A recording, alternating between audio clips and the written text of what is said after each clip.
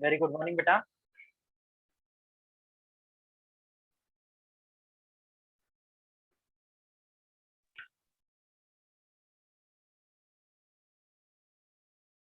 चलो I think हम application of electrostatic force, जिसको हम एप्लीकेशन ऑफ कूलम्ब्स लॉ भी बोलते हैं, उस पर थे। ठीक है, और आई थिंक कल हमने कौन सा टाइप का प्रॉब्लम देखा, वो चार्ज को जब हम क्यूब पर रखते हैं, स्क्वायर पे रखते हैं, स्क्वायर वाले प्रॉब्लम देखा जनरली, राइट।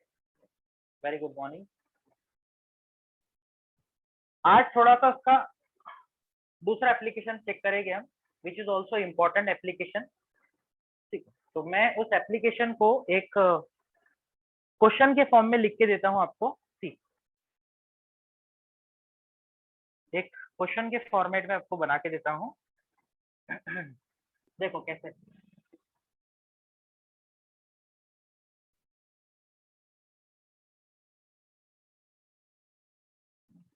देखो अभी 10 माइक्रो 60 डिग्री एंगल बन रहा है ना, स्ट्रिंग की लेंथ 1 मीटर है। चलो ठीक, पढ़ लिया डेटा मैंने। देखो क्या हो रहा है, मान लो जो मेरे दो हाथ है, ये हमने, मेरे दो हैंड जो है वो शोल्डर के पास फिक्स है, ठीक है, और जो मेरे हैंड है वो स्ट्रिंग, समझो स्ट्रिंग, और मैं दो चार्जेस पकड़ता हूँ ऐसे हाथ में। I have taken 2 charges. अब अगर मैं सिमिलर चार्जेस पकड़ूंगा तो आप जानते हो इनमें क्या होगा, रिपल्शन होगा, मेरे दोनों हाथ एक दूसरे से दूर जाएंगे ऐसे, रिपल्शन के कारण। कब तक दूर जाएंगे, जब तक कि इक्विलिब्रियम में नहीं आ जाते हैं, जब तक कि कहाँ नहीं आ जाते हैं, equilibrium. So what we have to take, we have to take two strings and you have to give same charges of same polarity on two masses or pendulum, then they will go away due to electrostatic repulsive force, and at certain distance they will come in equilibrium, वो equilibrium में आ जाएगी। Equilibrium का मतलब उन पे सारी forces balance कर जाएगी। कौन सी फोर्सेस देखेंगे, क्या आपको ये समझ आया क्या करना है, मैं ड्रॉ करके सिखाता हूँ। What you have to do, you have to take a string, you have to take a 2 strings and on 2 bodies you have to provide same charges, same charges के कारण वो दूर भागेंगे and at certain distance they will come in equilibrium। मान लो वो यहाँ पर equilibrium में आएंगे। क्या ये बात आपको समझ आई? मान लो इसका भी चार्ज Q है और इसका भी चार्ज प्लस Q है। आई डोंट नो कितने डिस्टेंस पे आए हैं, so I will assume this distance as, इस डिस्टेंस को हम कुछ भी नाम दे देंगे, R नाम दे देंगे या X नाम दे देंगे। क्लियर? बहुत अच्छे। अब आप बोलोगे सर ये ज्यादा दूर क्यों नहीं गए, पूरा इन्होंने 180 एंगल क्यों नहीं बनाया? अरे प्यारे बच्चों, ये चार्ज है, इनके पास मास भी होता है, मास होने के कारण इनको नीचे कौन खींचेगा, इनको नीचे कौन खींचेगा, बोलो जल्दी से, आ रही बात समझ में? तो प्यारे बच्चों, इनको नीचे इनका वेट खींचेगा, ग्रेविटी। तो मैं लिख देता हूं, दिस इज mg, ये पहला फोर्स है जो नीचे खींचने की कोशिश कर रहा है,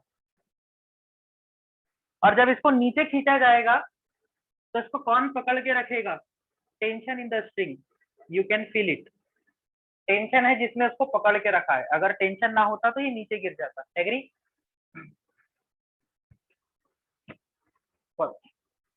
लेफ्ट वाला चार्ज इस राइट वाले चार्ज पर कैसी फोर्स लगा रहा है, रिपल्सिव फोर्स। तो रिपल्सिव फोर्स का डायरेक्शन अवे होगा, ये देखो, this is my F E, F electrostatic. बताओ भैया, क्या यह फोर्सेस आपको समझ आई? तो how many forces are acting on this charge at equilibrium? 3।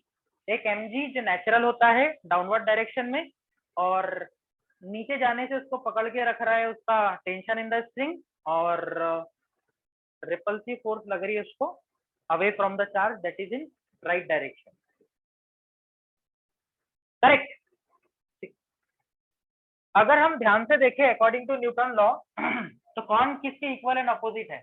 तो mg को कौन काउंटर पार्ट कर रहा है, यू कैन सी, अगर मैं यहाँ से वर्टिकल के साथ एक एंगल मार्क कर दूं, जैसे आपने कोनिकल पेंडुलम में भी मार्क किया था, तो ये वाला कंपोनेंट टी का कंपोनेंट हो जाएगा टी कॉस थीटा। देखो ये एंगल भी थीटा हो जाएगा, so this is my T cos theta, और ऑटोमेटिक दूसरा कंपोनेंट हो जाएगा T sine theta. Are you getting this?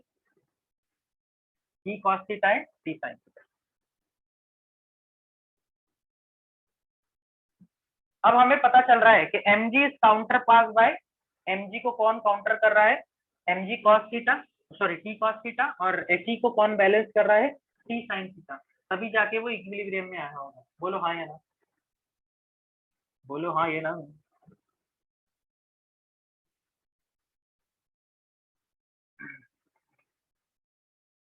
बहुत अच्छे, बहुत बढ़िया। चलो फिर तो हम ऐसा लिख सकते हैं क्या, एच इक्विलिब्रियम, इक्विलिब्रियम मतलब सारे समेशन ऑफ फोर्सेस का वैल्यू जीरो, कौन किसके बराबर है?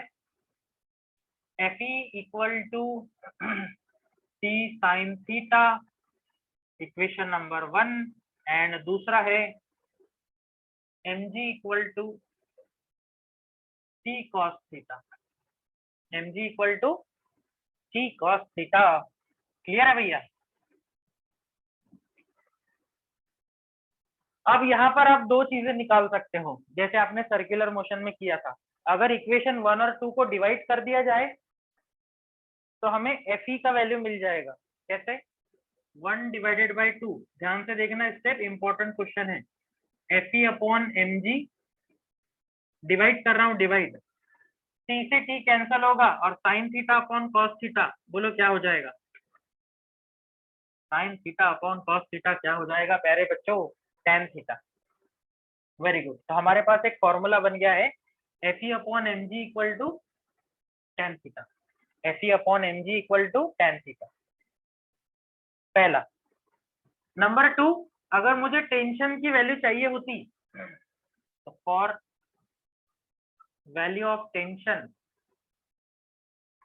अगर क्वेश्चन में हमें टेंशन पूछ लेता तो हम क्या करते? स्क्वायरिंग एंड एडिंग कर देते, तो 1 स्क्वायर प्लस 2 स्क्वायर कर देते।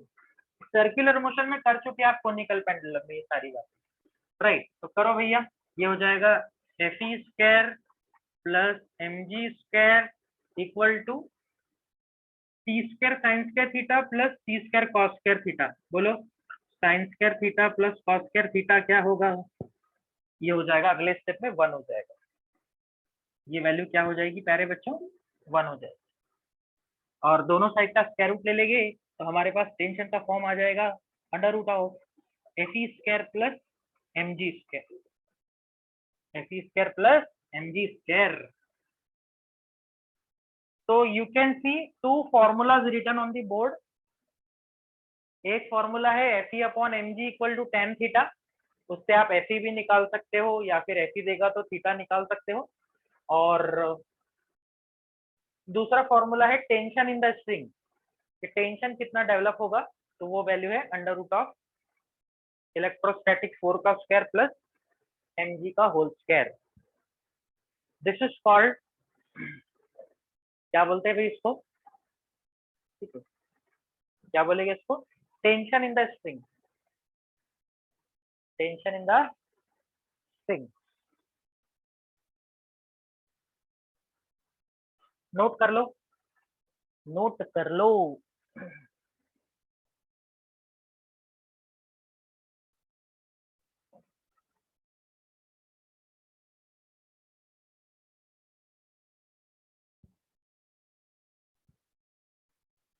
कर लिया भाई नोट? Fe और mg का रिजल्टेंट टेंशन इक्वल होगा क्या? Fe और mg का रिजल्टेंट, Fe और mg का रिजल्टेंट टेंशन के इक्वल होगा क्या? बताओ तो भाई, सही पूछ रहा है कि Fe और mg का रिजल्टेंट टेंशन के इक्वल होगा क्या? दिखती बात है ना। अरे यार ये इसको पकड़ के रख रहा है ना, इसका रिजल्टेंट इसके इक्वल होगा तभी तो ये चीजें हो रही है ना। देखो इनका रिजल्टेंट इधर जाएगा, इधर कहीं तो। इक्विलिब्रियम मतलब रेस्टिंग कंडीशन, यस और नो? ये एग्जैक्टली 45 डिग्री पर नहीं रहेंगे, ये भ्रम मत पालना, कल जैसा मत करना। वहां दोनों मैग्नीट्यूड इक्वल थे, इसीलिए 45 डिग्री पे आया था वो। यहाँ रिजल्टेंट किधर झुकेगा वो डिपेंड करता है किसका वैल्यू ज्यादा है। अगर एफ का वैल्यू ज्यादा है तो रिजल्ट इधर चला जाएगा, एमजी का वैल्यू ज्यादा है तो रिजल्टेंट इधर चला जाएगा। Clear clear clear clear clear. चलो भाई ले लिया स्क्रीनशॉट। चलो, और इसमें क्या चेंजेस हो सकते हैं, मैं थोड़ा और उच्च क्वालिटी इसमें क्वालिटी बढ़ाता हूँ। देखो फिलहाल टेंशन का टेंशन छोड़ दो, इस पर ध्यान दो, इस पर ध्यान दो। मुझे एक बात बताओ प्यारे बच्चों, इन दोनों चार्जेस के बीच में इक्विलिब्रियम कंडीशन में कितना स्टैटिक फोर्स है? इलेक्ट्रोस्टैटिक फोर्स क्या रहता है, के Q1 Q2 दोनों का चार्ज सेम है, डिवाइडेड बाय डिस्टेंस का स्क्वायर। डिस्टेंस का वैल्यू कितना है, r स्क्वायर। एग्री कर रहे हैं सब? मैंने इसको इस फॉर्मेट में लिख दिया है, इस फॉर्मेट। अब इसको मैं यहाँ लिखता हूँ, तो इक्विलिब्रियम में कौन किसके बराबर है, K Q square by R square बराबर है किसके, ऊपर वाले के, टी कॉस थीटा के, नहीं हॉरिजॉन्टल की बात चल रही है, टी साइन थीटा के, वही इक्वेशन। और mg किसके बराबर है, T cos theta. Same step I am repeating, just मैंने क्या किया है, एफ का एक्चुअल वैल्यू रख दिया है according to Coulomb's law. Correct. फिर से वही इक्वेशन 1 और 2 को डिवाइड कर दिया जाए तो टेंशन कैंसिल हो जाए, तो ये वैल्यू आएगी K Q square upon R square divided by mg equals to tan theta, equals to tan theta. ठीक है। अब एक क्वेश्चन में क्या पूछा था, देखो ध्यान से सुनो, आपको ये क्वेश्चन मिल जाएगा डीसी पांडे में। सेम क्वेश्चन आपको दिया था और आपको बोला था कि चार्ज का वैल्यू कैलकुलेट करो in terms of given quantity. Charge का वैल्यू कैलकुलेट करो in terms of given quantity. आ रही बात समझ में? चार्ज का वैल्यू कैलकुलेट करो, चार्ज मतलब क्यू का वैल्यू कैलकुलेट करना। यस और नो? तो देखो कैसे कर सकते हैं, पहले mg को इसके साथ मर्ज कर दो, ये हो जाएगा K Q square upon R square mg equal to tan theta बराबर। अब ध्यान से देखो, मैं ज्योमेट्री ड्रॉ कर रहा हूँ इधर, I am drawing a geometry here. मुझे बताओ ये एंगल कितना है, थीटा है। मान लो स्प्रिंग की लेंथ है L, क्वेश्चन में दे देगा स्प्रिंग की लेंथ है L। अगर ये पूरा डिस्टेंस R है प्यारे बच्चों, तो कैन यू टेल मी आधा डिस्टेंस कितना होगा, half distance which I have drawn the below. Very good, this is my R/2। क्या ये सबको समझ आ रहा है? और दूसरी महत्वपूर्ण बात कि जो एक्सपेरिमेंट हम अभी परफॉर्म कर रहे हैं ये वैलिड करता है ओनली स्मॉल एंगल के लिए।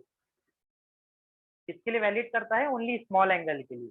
मतलब ये जो सारा खेल चल रहा है, अब आप खुद सोचो ना, एक बॉडी पे आप चार्ज दोगे तो इक्विलिब्रियम मैं जितना बता रहा हूँ उतनी दूर नहीं आता है, अरे एकदम सेंटीमीटर की दूरी पर आता है, प्रैक्टिकली एकदम सेंटीमीटर की दूरी पर आता है। मैं आपको इसका वीडियो भी दिखाऊंगा कि for very small value of angle theta this experiment is valid. क्यों? क्योंकि उसको ज्यादा दूर कौन नहीं जाने देता है, उसका वेट, ग्रेविटी का असर ज्यादा होता है, इलेक्ट्रिक फोर्स का वैल्यू यहाँ पर कम होता है। समझ गए बात को? इसीलिए हम ऐसा बोल सकते हैं, ये देखो मैं साइड में लिख के दे रहा हूँ, for very small angle, for very small angle, very small मतलब जो थीटा जीरो को अप्रोच करता है। तो मुझे बताओ जीरो को जब वैल्यू अप्रोच करती है तो tan थीटा किसके बराबर होता है, sin थीटा के। हाँ या ना? हाँ या ना? अब आप खुद देख लो, sin 0 0, tan 0 भी 0, tan 2 डिग्री और sin 2 डिग्री लगभग लॉग टेबल से जाके देखोगे सेम वैल्यू आएगी। इसका मीनिंग समझ आया? आपने सर्कुलर मोशन में भी किया ये। For very small value of angle theta tan theta is nearly equal to sin theta. जल्दी से रिप्लाई कर दो। sin थीटा होता है opposite upon hypotenuse, opposite upon hypotenuse. तो ऑपोजिट वैल्यू क्या है भाई यहाँ पर, ऑपोजिट वैल्यू यहाँ पर एक R/2 और हाइपोटेन्यूज की वैल्यू है L। क्या आपको ये स्टेप समझ आई? सब लोग रिप्लाई करेंगे। तो मेरा उद्देश्य यही था कि tan थीटा को मैं r अपॉन टॉइस एल लिखूं, कि tan थीटा को मैं r अपॉन टॉइस एल लिखूं। क्या आप किसी को कोई संकोच इसमें? Any problem here?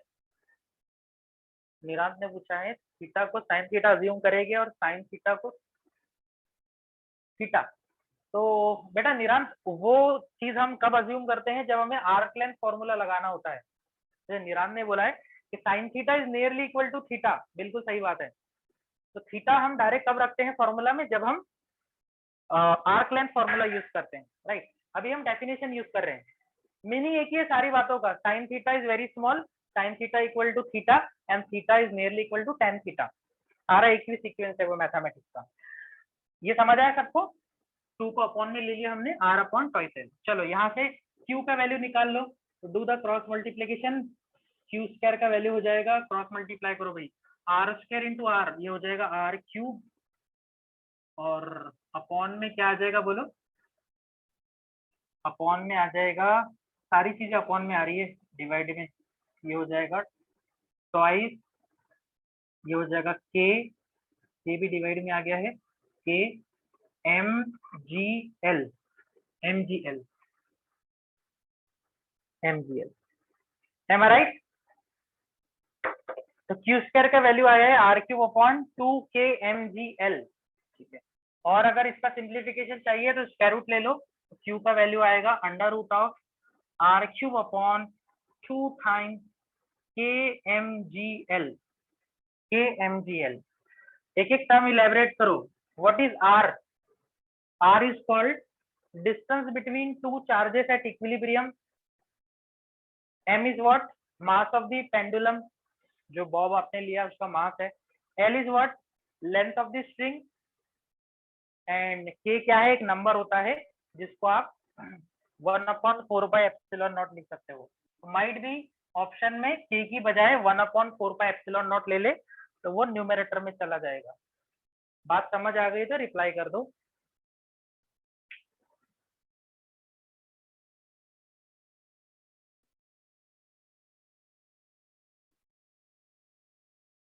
अरे mg न्यूमरेटर में जाएगा ना, mg न्यूमरेटर में जाना चाहिए ना, mg न्यूमरेटर में जाएगा। हाँ बराबर, mg शुड बी न्यूमरेटर। इसको कोई फॉर्मूला के फॉर्म में याद नहीं रखना है, डोंट वरी अबाउट दिस। ये हो जाएगा R cube M G upon 2kl, 2kl अभी करेक्ट है, देखो 2kl अभी करेक्ट है, चेक करो। ओके, जस्ट मैंने क्वेश्चन था वो डीसी पांडे का, आप देखोगे जाकर तो ऐसा कुछ तो भी फॉर्म आएगा। मैंने आपको एक हिंट दे दिया है, गाइड कर दिया, ऐसे इसको करना है। हो सकता है आपको क्वेश्चन में थीटा दे दिया जाए। डीसी पांडे में क्वेश्चन ऐसा भी है जिसमें थीटा का वैल्यू दिया है। तो what does mean by theta का वैल्यू दिया है? थीटा को आपको रिप्लेस नहीं करना है, थीटा को रिप्लेस नहीं करना है, यहाँ से आर को रिप्लेस करना पड़ेगा, यहाँ से आर को, ठीक है। तो मैं फिर से एक बार इसका ज्योमेट्री बता देता हूँ कि अगर हम इसका ज्योमेट्री देखें तो हाफ पार्ट जो है, हाफ पार्ट का जो ये हाफ लेंथ है r/2 है, और स्ट्रिंग का लेंथ हमने l लिया है, और हमने अज्यूम किया है कि थीटा बहुत स्मॉल होता है, तो tan theta nearly equal to sin theta होता है, और sin थीटा होता है ऑपोजिट अपॉन हाइपोटेनियस। तो थीटा के ऑपोजिट में r/2 है, इसका हाफ, कितने पार्ट की ज्योमेट्री, और डिवाइडेड बाय हाइपोटेनियस l है। अब आप बोलोगे सर हाफ पार्ट ही क्यों ले रहे हो? अरे यार सिमेट्रिक फिगर है, जो इफेक्ट राइट वाले चार्ज के साथ हो रहा है वही इफेक्ट लेफ्ट वाले चार्ज के साथ हो रहा है। बोलो हाँ या ना?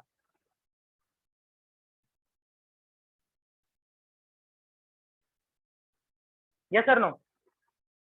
जैसे कल आपने किया था, 4 चार्जेस रखे थे कॉर्नर ऑफ द स्क्वायर पे, और आपने खुद लिखा था कि चारों पर सेम फोर्स है, किसी भी एक का फोर्स निकाल लो, काम खत्म। जस्ट लाइक लेफ्ट वाला बोलो या राइट वाला बोलो, दोनों पर एक समान इफेक्ट हो रहा है, तो एक का भी फोर्स निकाल लोगे तो काम बन जाएगा। बताओ भाई, कॉन्सेप्ट क्लियर है क्या?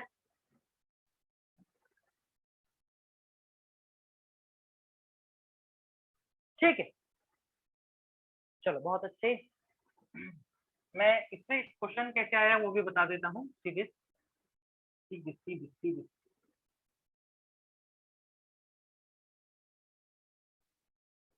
ये बताने का फायदा ये है कि आपकी पहले से इसमें प्रैक्टिस रहेगी और क्वेश्चन आता है तो you can directly go for the short trick formula F/ng=tan theta. वरना क्या होगा, अगर आपका स्टडी भी रहेगा तो आपको इतना रिजोल्यूशन करते बैठना पड़ेगा, फिर उसमें डिवीजन करते बैठना पड़ेगा, देन लास्ट में वैल्यू पुट करने के लिए। ठीक है, तो एक्चुअली ये क्वेश्चन था, मैंने इसको कॉन्सेप्ट के फॉर्म में समझा दिया है। ठीक है, अब क्वेश्चन कैसे आया है देखो देखो देखो देखो। Two small spherical ball CW2 small spherical ball carrying 10 microcoulomb charge. दोनों के ऊपर कितना चार्ज है? 10 माइक्रोकूलम चार्ज।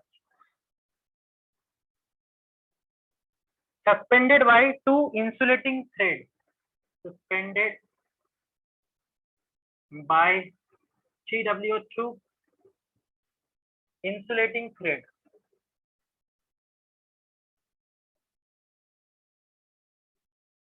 दो इंसुलेटिंग थ्रेड से उनको टाई किया है हमने। Each of length 1 metre. String का लेंथ दिया है, ईच ऑफ लेंथ 1 मीटर की लंबाई है दोनों स्ट्रिंग की। Full stop. It is found that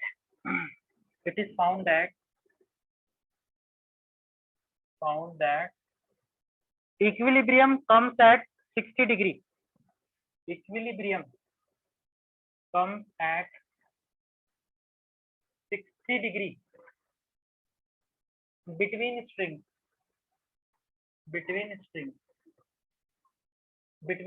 Full stop. Calculate tension in the thread. अगर ऐसी बात है प्यारे बच्चों तो आपको कैलकुलेट करना है tension in thread.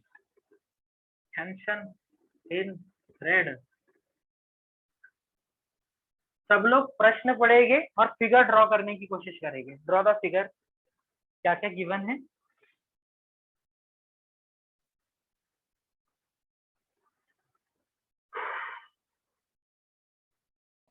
Degree. Read the question.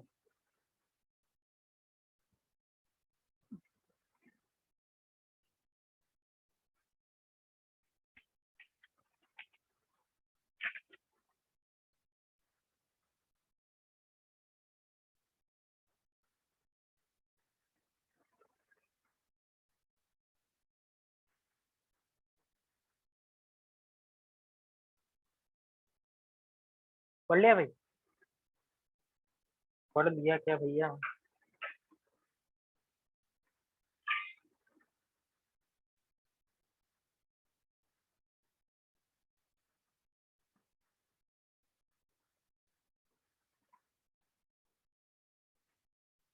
चलो सर देखे, तो मैं आपको फिगर ड्रॉ करके रियलाइज करवाता हूँ। कितने डिग्री पर इक्विलिब्रियम आ रहा है भैया? 60 डिग्री पर। तो मुझे बताओ 60 डिग्री एंगल वर्टिकल के साथ बन रहा है कि दो स्ट्रिंग के बीच में बन रहा है? ध्यान से पढ़ना। Equilibrium comes at 60 degree between two string, मतलब यह पूरा एंगल 60 दिया है। अब मुझे एक बात बताओ, सॉल्व करते समय आपने पूरा एंगल लिया था कि वर्टिकल के साथ लिया था? याद करो, आपने ये एंगल लिया था, तो ये हाफ एंगल कितना हो जाएगा भाई? 30 डिग्री।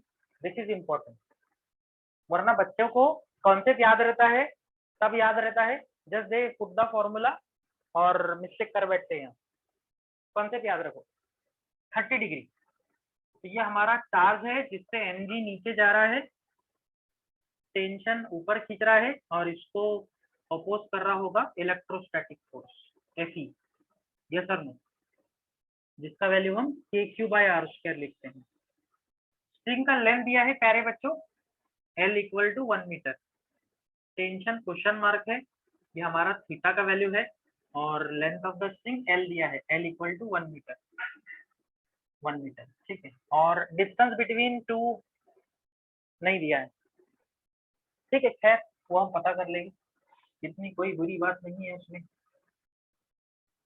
ठीक है। चलो मैं प्रोसीजर से बताता हूँ, आपने शॉर्ट ट्रिक लगाकर करना, डायरेक्ट फॉर्मूला लगा के सॉल्व करना, चलेगा? मैं पूरी ईमानदारी से सॉल्व करवाता हूँ। एच इक्विलिब्रियम, इक्विलिब्रियम में कौन किसके बराबर है, बोलो फटाक से। तो टेंशन के दो पार्ट करेंगे, तो टेंशन का ये कंपोनेंट हो जाएगा t cos 30 और ये कंपोनेंट हो जाएगा t sin 30, yes sir no. तो my mg is balance by, हमारा जो mg है वो t cos 30 से बैलेंस होगा और जो हमारा fe है वो इससे बैलेंस होगा। तो आई कैन राइट, q का वैल्यू दिया है 10 microcoulomb, so I can right fe जो कि kq/r² है वो t sin थीटा के बराबर है, t sin 30 के बराबर है, यहाँ 30 लिख देता हूँ ताकि कंफ्यूजन ना हो।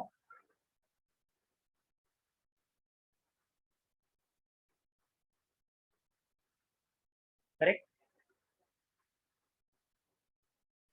ठीक है।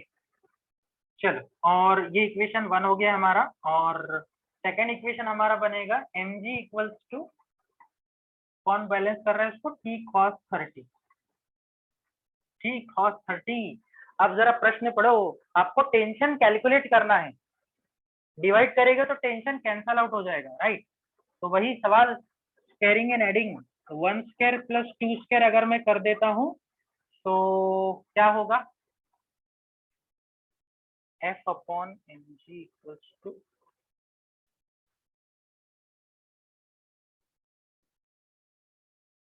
बोलो भाई जल्दी से क्या होगा।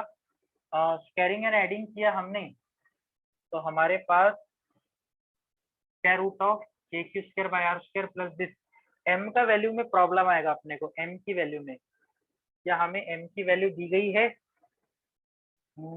Let me read the question, m का वैल्यू नहीं दिया है ना, m का वैल्यू नहीं दिया है,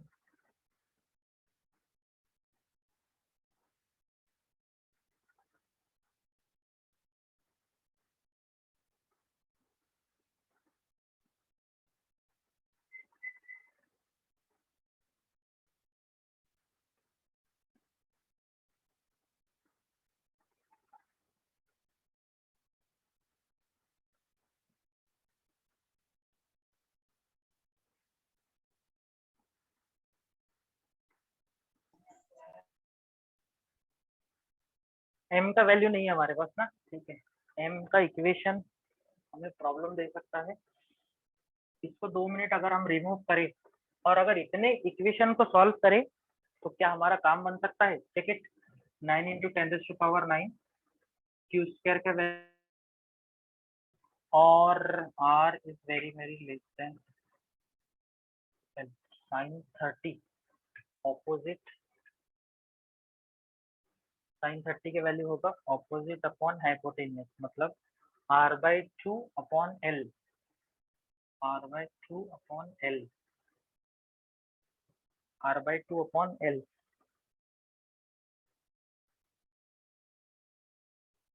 अच्छा आया समझ में, यहाँ तक क्लियर है क्या, देख लो, हमें m से प्रॉब्लम है, m नहीं गिवन है इसीलिए सोचना पड़ रहा है, m दिया होता तो डायरेक्ट हम शॉर्टकट लगाते, स्क्वायरिंग एंड एडिंग कर लेते, यहाँ तक कोई प्रॉब्लम, यहाँ तक तो कोई प्रॉब्लम नहीं है, वही घसा पिटा काम, इक्विलिब्रियम में हमने बैलेंस किया है, right is balance by left one, पक्का, चलो बहुत अच्छे। अभी मेरे पास देखो क्या नहीं है, sin 30 का वैल्यू आई नो, चार्ज का वैल्यू 10 माइक्रोकूलम वो भी मैं जानता हूँ, r का वैल्यू नहीं है, तो r का वैल्यू मैं फिर से ज्योमेट्री से निकालता हूँ, ज्योमेट्री देखो, ज्योमेट्री देखो, ये 30 डिग्री है, ये l का वैल्यू 1 मीटर है और ये r/2 है, बोल हाँ या ना, हाफ डिस्टेंस, तो यहाँ से sin 30 क्या होगा, sin 30 होगा opposite upon hypotenuse, opposite upon hypotenuse, तो sin 30 का वैल्यू 1/2 r/2 और l का वैल्यू 1 है, देखो कह रहे बच्चों, मुझे आर का वैल्यू मिल गया है 1। क्या यह वैल्यू आपको समझ आई? Check it, this is an important step for the question. छोटा सा ज्योमेट्रिक वैल्यू लगाया मैंने, साइन का डेफिनेशन ऑपोजिट अपॉन हाइपोटेनियस, और थीटा का वैल्यू 30 डिग्री दिया था, और हमने आर का वैल्यू निकाल लिया। अब कुछ भी नहीं है, ये आर का वैल्यू ऊपर की इक्वेशन में रख दो, इक्वेशन 1 नाम दे देता हूँ उसको। तो 1 इम्प्लाइज, बोलो भैया क्या हो जाएगा? के का वैल्यू क्या होता है? 9 इंटू 10⁻⁹। क्यू का वैल्यू है 10 माइक्रोकूलम। तो 10 माइक्रो को कैसे लिखते हैं? 10 इंटू 10⁻⁻6 कूलम। तो ये हो जाएगा 10⁻⁻5 कूलम, -5। आई विल राइट 10⁻⁻5 का स्क्वायर डिवाइडेड बाय आर का स्क्वायर, मतलब 1 का स्क्वायर, और ये वैल्यू रहेगी टी साइन थीटा के बराबर। साइन 30 की वैल्यू 1/2, साइन 30 की वैल्यू 1/2। That's it. सॉल्व कर लो लास्ट स्टेप और मुझे आंसर बताओ।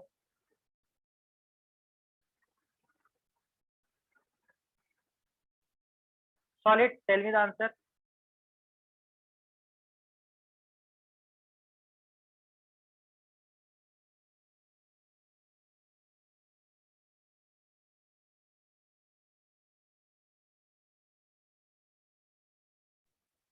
करेक्ट आंसर है संदेश। बाकी लोग, बाकी लोग।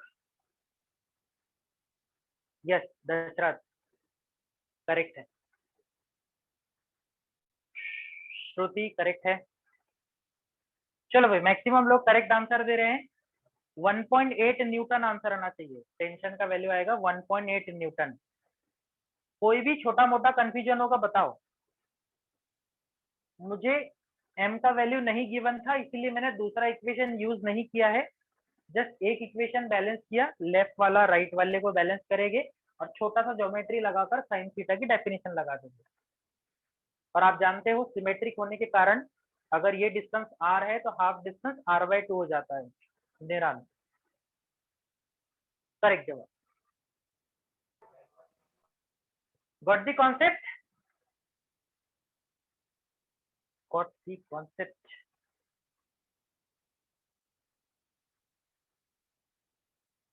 ले लिया स्क्रीनशॉट?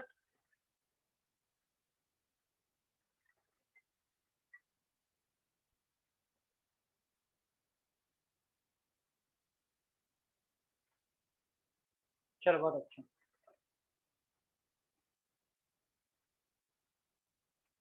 तो आई होप अब आपको कॉन्सेप्ट समझ गया होगा स्ट्रिंग का।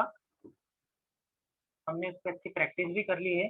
अगर आपको और ज्यादा प्रैक्टिस करनी है तो आपको डीसी पांडे में भी मिल जाएंगे क्वेश्चन सॉल्व वाले, और एरर लिस्ट में भी आपको क्वेश्चन नंबर 24 25 समथिंग सीरीज में दिए हुए ऐसे टाइप के क्वेश्चन।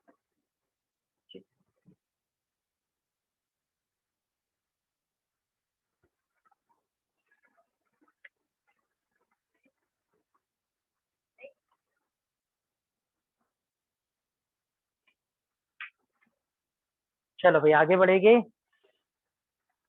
एक क्वेश्चन है हमारे पास में, ध्यान से सुनना, ध्यान से सुनना।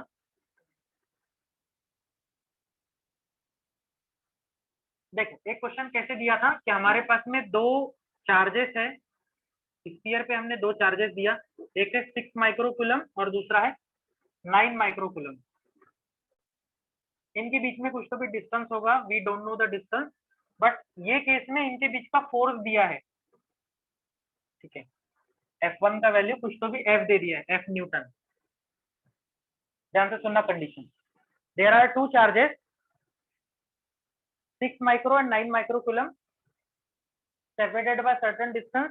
डिस्टेंस दिया नहीं था, और आपको बोला है कि फोर्स का वैल्यू F है।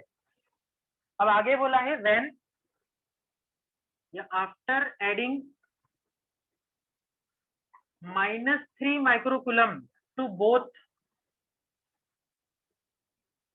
-3 माइक्रोकूलम जो दोनों को दे देंगे तो नया फोर्स क्या होगा? Find new force. अब आप खुद सोचो, जब -3 इन दोनों को दे दिया जाएगा तो ये वैल्यू क्या हो जाएगी, बोलो बोलो बोलो बोलो बोलो। 6 माइनस 3 ये हो जाएगी 3 माइक्रोकुलम, आया ना, आया ना। और ये वाला वैल्यू क्या हो जाएगा, 9 माइनस 3, बोलो कितना, 9 माइनस 3 कितना, 6 माइक्रोकुलम। यस, अब हमें F2 पता करना है, F2 डिस्टेंस का वैल्यू वही है, डिस्टेंस का वैल्यू वही है। क्या तुम्हें क्वेश्चन समझ आया? Have you got the question? पहले आपको दो चार्जेस दिए थे, 6 माइक्रो 9 माइक्रो, उस समय F फोर्स का वैल्यू F दिया था, डिस्टेंस का वैल्यू R, और अब आपने -3 माइक्रोकुलम दोनों में ऐड किया, -3, 6 में से 3 गया तो 3 बचेगा, 9 में से 3 गया तो 6 बचेगा। ठीक है, कैन यू टेल मी दोनों में, दोनों कंडीशन में क्या चीजें कांस्टेंट है, विच क्वांटिटीज आर कांस्टेंट? तो आपको दिखाई दे रहा है, वेरी गुड वेरी गुड, यहाँ मीडियम कांस्टेंट है और आर कांस्टेंट है, तो हम कूलम्स लॉ ऐसे लगा सकते हैं, कैसे? सॉल्यूशन यहाँ साइड में लिखता हूँ कि force directly proportional to Q1 Q2, ये वाला फॉर्मूला लगेगा। बोलो हाँ या ना, बोलो भैया जी, समझ रहे हो?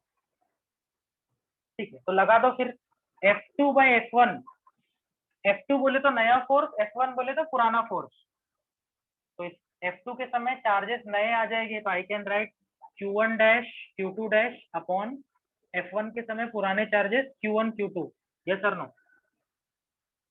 That's it. Q1 dash Q2 dash बोले तो नए चार्जेस 3 और 6, और Q1 Q2 बोले तो पुराने चार्जेस 6 और 9, 6 एंड 9, 6 से 6 मर गया, 3 3 जा 9, ये वैल्यू आ रहा है 1/3, F2 बाई F1 का वैल्यू आ रहा है 1/3, क्रॉस मल्टीप्लाई करो तो F2 का वैल्यू आ जाएगा F/3,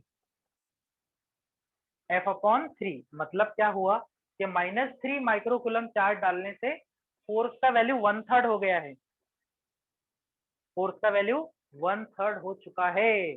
क्या यह बात आपको समझ आई? बोलो भैया,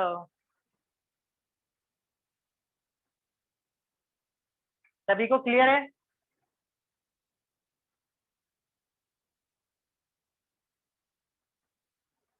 सभी को क्लियर है?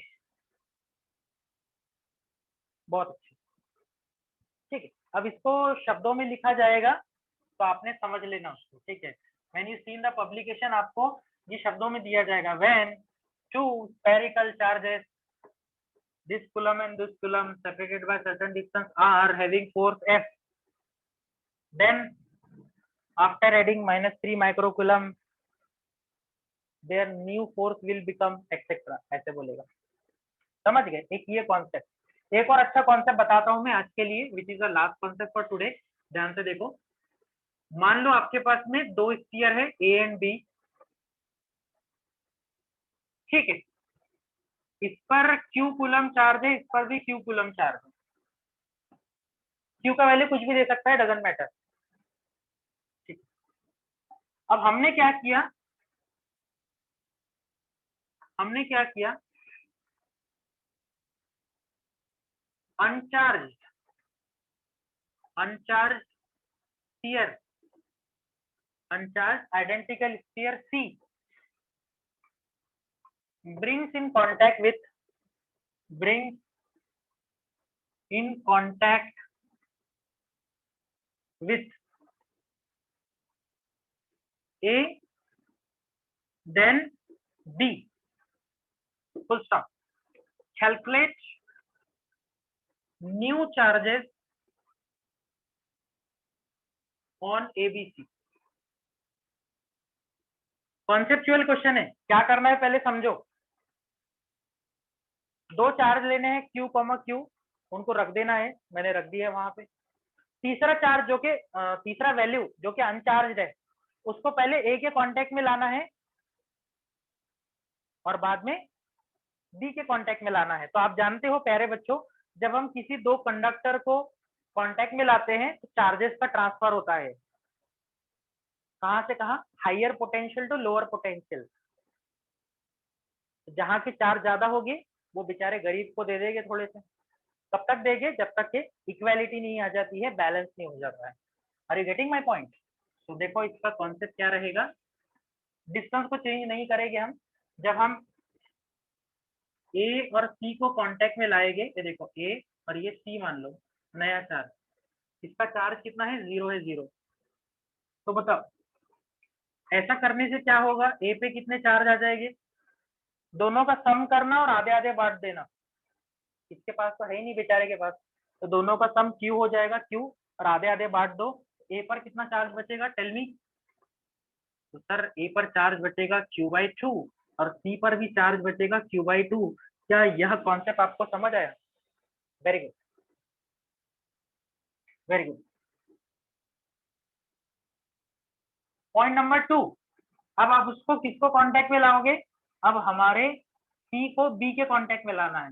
तो बी पर ऑलरेडी क्यू चार्ज है और इस बार सी पर 0 चार्ज नहीं है, इस बार सी पर कितना चार्ज है? Q/2 चार्ज है, Q/2। बराबर।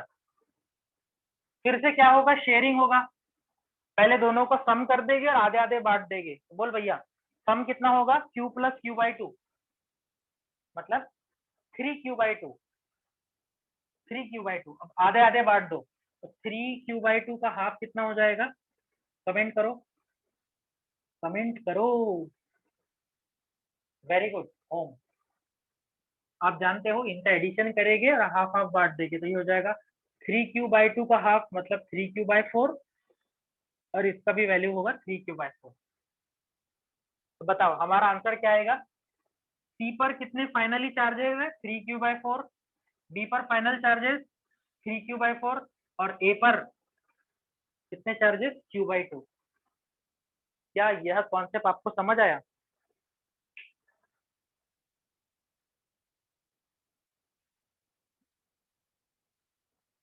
बोलो भाई प्यारे बच्चों, कॉन्सेप्ट समझ आया? ऐसा क्यों होता है? क्योंकि चार्ज की प्रॉपर्टी होती है, they always flow from higher potential to lower potential.